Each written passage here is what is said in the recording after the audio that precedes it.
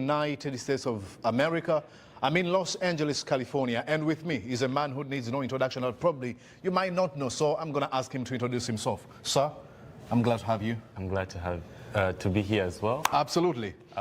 Whom are we speaking to? My name is Sekai Solomon Kampala Chagulanyi, and as you can hear from my last name, I am the firstborn son of Sentamu Chagulanyi, the truly elected president of Uganda, and I'm a student in the United States of America. I'm about to graduate with my bachelor's degree in data science. Wow. Yeah, and data science.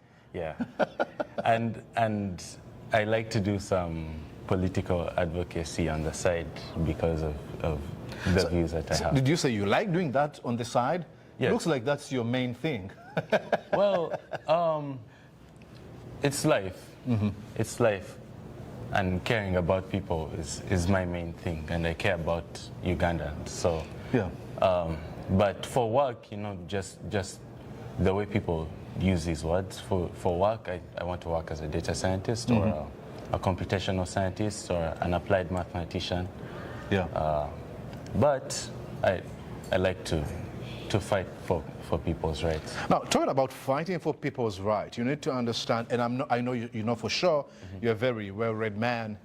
There's something that comes. There's a price to pay when you dedicate your life to fighting for people, because purveyors of evil are usually wanting to keep people in complete and utter slavery.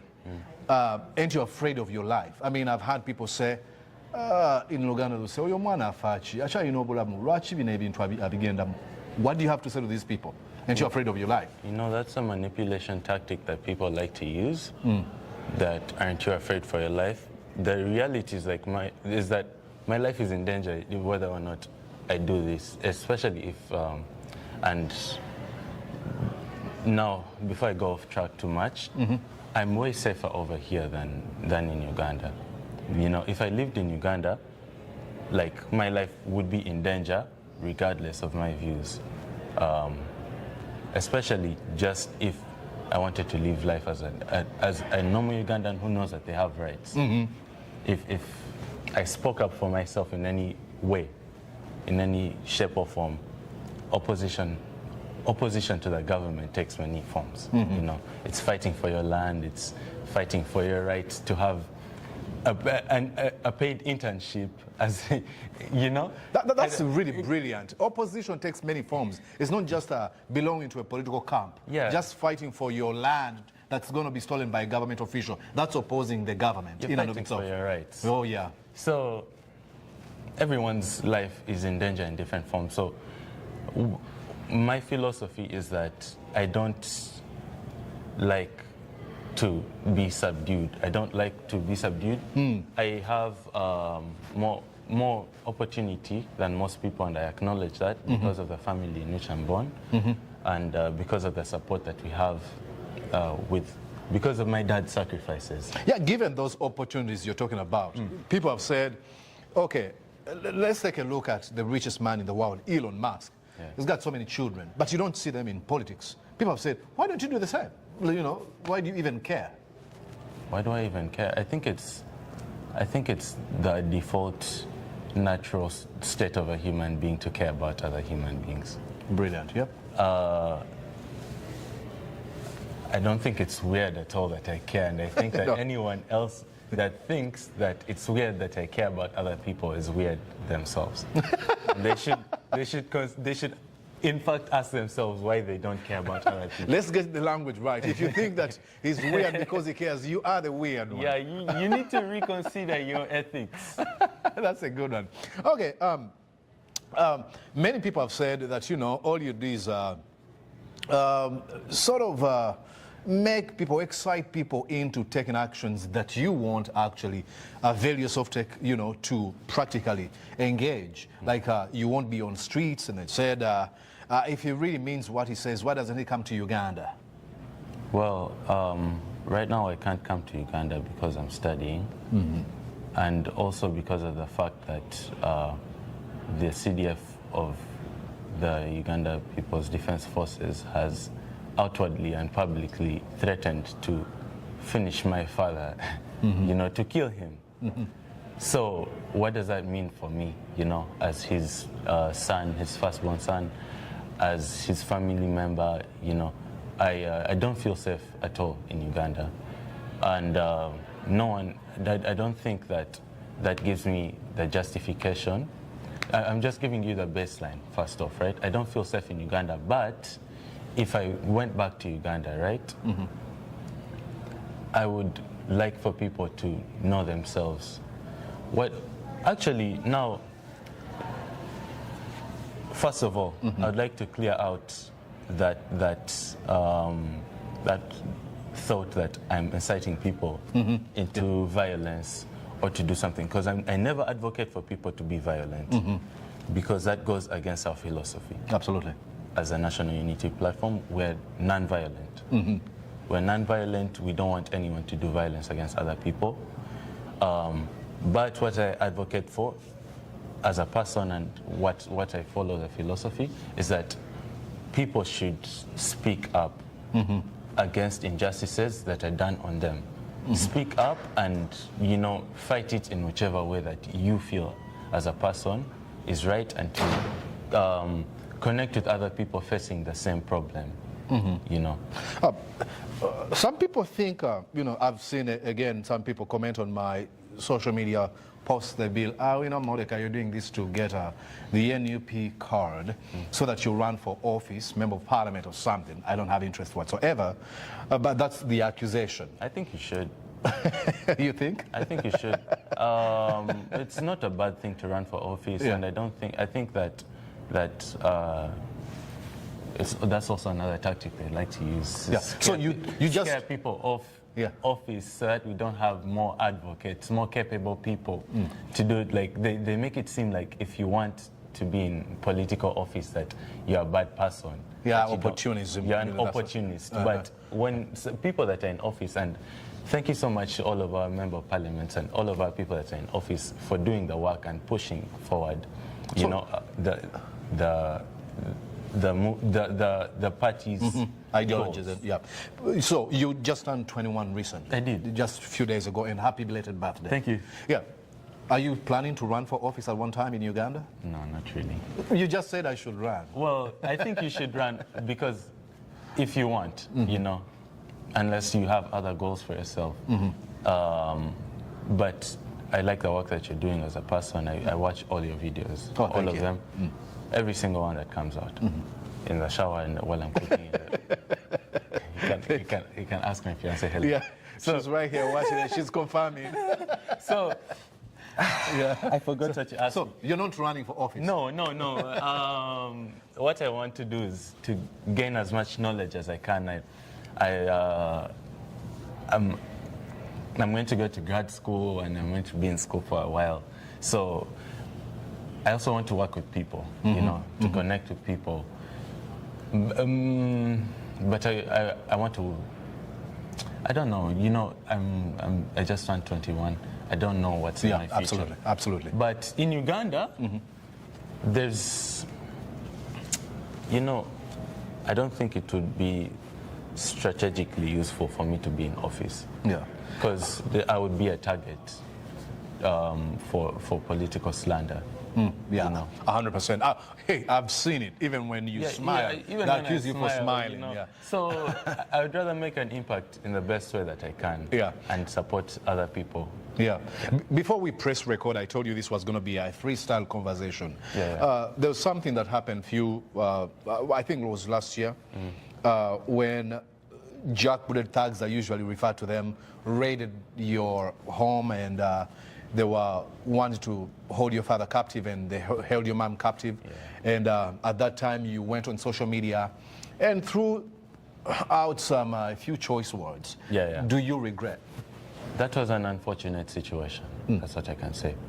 I regret my choice of words, but I don't regret the thoughts that I had in that moment, and I don't regret the urgency with which I acted.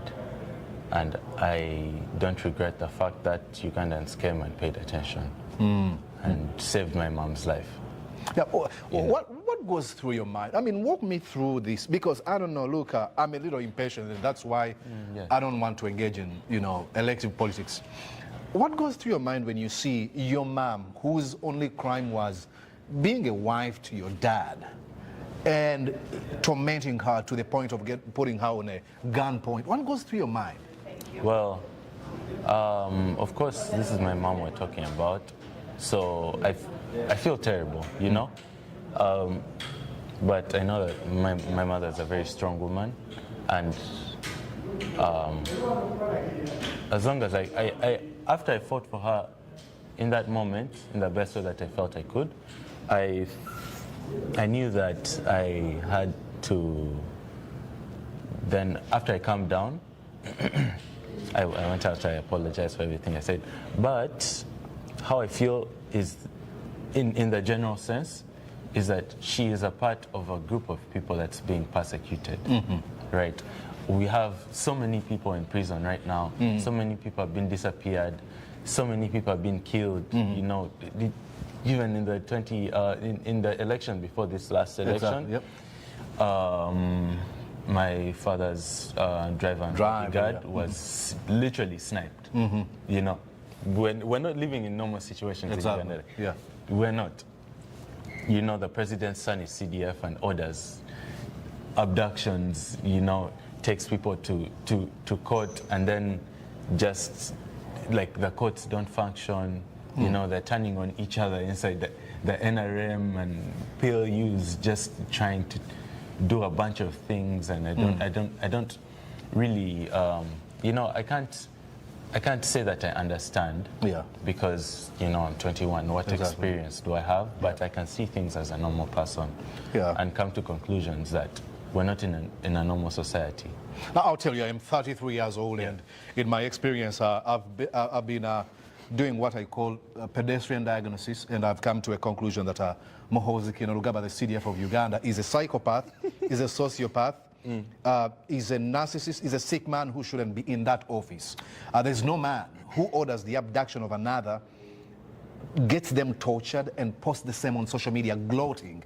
I mean, there's something mentally wrong with you, and I'm sorry. I'm not a psychiatrist, I'm not a psychologist. Something is wrong, fundamentally wrong. So I think, you know, his father, Museveni, really, when he had a vision for Uganda, but he didn't go through with it. He killed a lot of people in that war. I'm sure that Museveni's mind is not all the way there. I don't know if no, I'm not trying to insult him. I truly get you. I'm not trying to insult. Yeah, I get where you're coming from. Yeah, his actions are terrible. Yeah, and everything that he has done is terrible. And I think he should step down from office and let Uganda start afresh, right? But I think that Muhoozi, in that process of being brought up as the next leader, was fundamentally damaged, you know. And I think he feels like when he does violence on other people, that he can stay in control. But I don't think him and his father are the same thing. I think Muhoozi is deeply insecure as a person and needs help.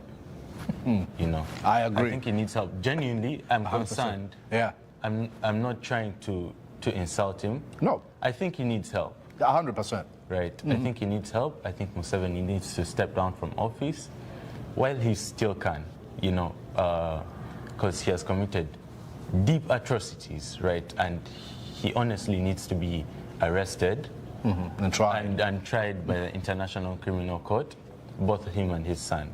Yeah. But I think I don't know. Yeah. The Ugandans have a lot of rage. Yeah, yeah. It's been building for quite some time. It's been a long time. Yeah. I think. Yeah. Man, if by some miracle Museveni steps down and Muhoozi relaxes and Uganda starts afresh, I think we should just leave them and forget about them and rebuild our country. Yeah. Okay? In that dream situation that is not going to happen, okay? I think that that would be ideal. Yeah. To just forget about them and start our country afresh and help our people. Earlier, I mentioned you are a really well-read man. And do you... More than me by very many magnitudes. Do you, in any way, do you still harbor that hope that things will change? Things will definitely change. It's not hope. It's just, that's just how things work, you know. Things will change. Yeah. Things, that's how time works, you know. But the problem is the unpredictability. Exactly. Yeah. Things will change very quickly, and it depends on how tired Ugandans are. Everything just depends on how tired Ugandans are. So you think Ugandans are not tired enough yet? I think Ugandans are tired enough, right? I think Ugandans are tired enough, but let me rephrase actually. By tired, I mean, what do I mean? I mean, by tired, like tired and ready to live outside the system, ready. And actually, I don't think they're uncomfortable enough, in the general sense. Yeah, and some of them actually are in the system. Yes. Yeah, yes. And we need many of them to abandon the system, especially those who are still in the system. Yeah, you know. But for them to abandon the system, the environment has to be very uncomfortable. I think people are uncomfortable in their misery. Not many people. A lot of people, especially the ones that have been supporting the opposition, are very uncomfortable and have realized that. But say people that have no opinion, those are the most dangerous ones. They're very comfortable in their misery or in their acceptance of the status quo. And when you have less people that accept the status quo, I think that's when we'll start shifting, and I think we're going in that direction. Before I let you go, there's something that I remembered. You know, when I was still in my, I think maybe primary, your dad released a song, Mazima Wanvu, where Solomon Kampala is seen, a little Solomon Kampala, you know, in this video, and all Ugandans were talking about this new Escalade he has just bought. And that's a life, and was then a life that every Ugandan desired, dreamed to live. And here you are in 2026, the year of our Lord. Your father is pretty much not interested in that life anymore, and you are actually choosing to put that kind of lifestyle on the side and focus on this lifestyle that might cost your life. So, I'll wait for your question. I'm so sorry. Is it worth it? Definitely. I think the more people's lives I impact is the more purpose. Like, I think my purpose in life is to impact as many lives as possible. I don't care about my own life, you know. If I die in 100 years having only served myself, what's the purpose of my life? Exactly. But if I die in 5 years from now after having helped, your legacy will live in and make this world a better place. 20,000 people, yeah, and having harbored like 25 different minds, you know, and I copy this philosophy from my father, because he's not afraid of death. He's not afraid of death. He has helped so many people realize their worth in the world. Yeah.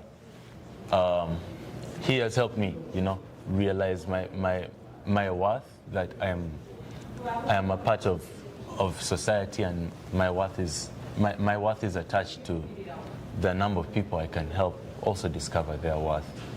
You know, I just want to help people. Awesome. I want to help.